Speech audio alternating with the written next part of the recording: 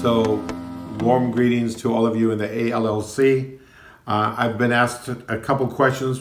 The first one, what opportunities do you see for YWAM to disciple nations in an increasingly digital world? I think this gives us an absolutely amazing opportunity to see the Great Commission expand. And it goes back to understand what is God's original design, both in creation and in redemption. The story of God is that He made us in His image in order to have relationship. And when it says He made us in His image, it means He gave us the wherewithal, those attributes, those abilities, those skills, which enable us to have relationship. He created us, a loving God created us for love, with love, to be loved. And in that light, He gave us the things we need. We need a mind, an intellect to be able to understand and communicate thoughts. He gave us emotions that we could have an effective linkage one with another. He gave us these ears and these mouths to be able to communicate with each other. And because communication is the foundation for all relationship. So when it says that He made us in His image, His purpose is relationship, His purpose is love, and communication is essential to that. And so anything that enhances communication can be used by God to further His purposes on planet Earth. And throughout the scriptures we see that God is the best communicator of all, the communicator par excellence. Of all the verbs that describe God's actions, the one that is most frequently said in the Bible, over 3,000 times, is that God speaks.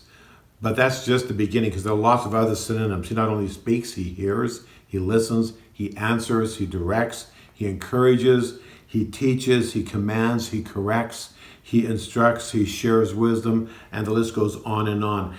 And the reason He does all of these things is because He wants to have a relationship with you and me, and with the cities and the families and the communities in which we are engaged. And so, as leaders, if we are advancing God's purposes on earth, then we also need to be involved in facilitating rich, meaningful communication that draws people together, draws people into intimacy with God and intimacy with one another. Now, I find it interesting that it's a quick overview of history, and you would think about the nations that at different points rose to a place of prominence, who grow to have a larger than life influence in that generation or that century. And if you look at them carefully, almost every one of them, there are a lot of good, bad, and ugly things that happen in history, but many of these great states, these great empires, these great social constructs grew because they either invented a new means of transportation or a new means of communication. And transportation facilitates people to come together, to cover a distance that separates them and be face to face. Communication allows us, when we're face to face, to be able to relate to one another. And so whether it was the Roman roads, of course, it facilitated the military, but it also facilitated trade. It facilitated everything. It facilitated relationships. Or the Portuguese sailing ships that were quicker and more ocean-worthy than anyone else in their time, and they expanded greatly. But when they got stuck in their technology, and the Spanish and the British got bigger and better ships, they took the place of prominence in the world. And whether today you're thinking of satellite technology or digital technology, these two things, these two technologies in particular, be so interesting if somebody did an extensive study on the history of transportation technology and the history of communication technology and how it affected the course of the history of nations. Because the Great Commission is go, transportation, and preach, communication. And it's these two categories which allow people to come together and form relationships.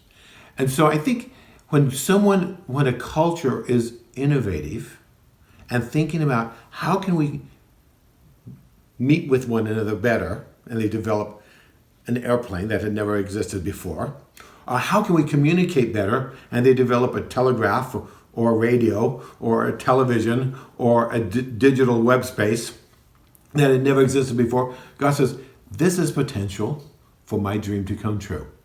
This is the potential for relationship to happen, for communication to happen, for people to come together. And so I think these things are essentially a wonderful opportunity. Has transportation ever been misused? Absolutely.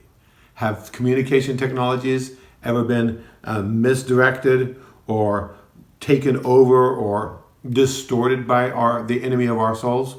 Of course they have. But the opportunity that they create is remarkable.